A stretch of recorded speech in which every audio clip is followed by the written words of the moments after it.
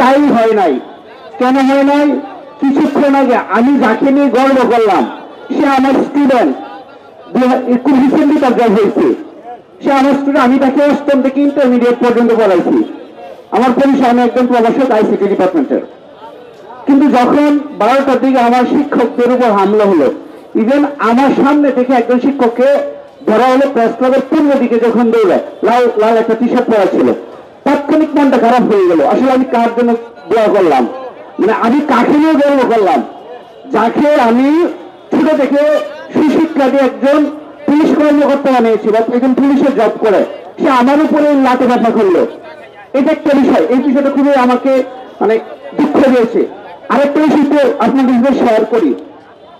বাসার স্যার আসান, উনি জানেন, আজিজি স্যার, এছাড়াও হাইবুল্লাহ রাজু, দেশে অনেক কেন্দ্রীয় নেতৃবৃন্দ আছেন, আমরা যারা শিক্ষক আছি, আমরা কিন্তু উৎসব পাতার শিক্ষকরা 50% উপভোগ করতেছি। এবার ঈদুল আজহার থেকে আমরা পাচ্ছি।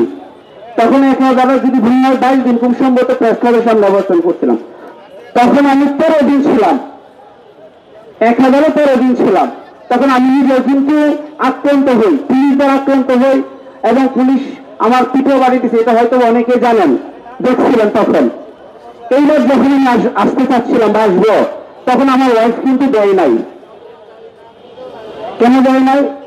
তার মধ্যে একটা সংকুচিত বা একটা ভয় কাজ করতেছে। ঢাকা যাবো বা ঢাকা আসবো, কি জানি কি হয়, কোন বিপদ আবার হয়। আসলে আমরা যারা এখানে আসি বা আপনারা যারা আছেন, আমরা কিন্তু আমার জন্য আসি নাই। আমি একটা সমাজ, একটা শিক্ষক সমাজের জন্য আসছি, যারা দীর্ঘ বছর ধরে বঞ্চনা লাঞ্ছনার শিকার হচ্ছে, যারা আসলে তাদের প্রাপ্তিটুকু পাচ্ছে না। আমরা আসছি, আপনারা আসছেন বিদায় কিন্তু আমরা বিশ্বাস করি, আমি বিশ্বাস করি আমরা সাকসেস হব।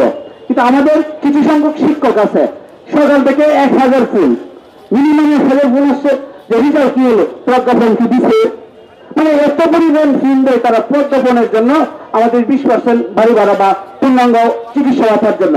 এখন একটা প্রশ্ন করে আপনাদের, দাবি আদায় করে কিনা পয়সা হয়, একদিন আসবেন দাবি আদায় হয়ে যাবে।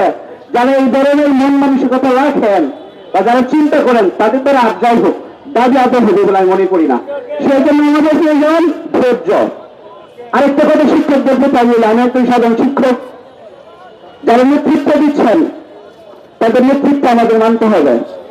ফেসবুক সহ বাস্তবতা সব জায়গায় নেতৃত্ব তখনই সৌন্দর্য হয় যখন তার শেষ করেছি, যখন নেতৃত্ব আমরা অনেক।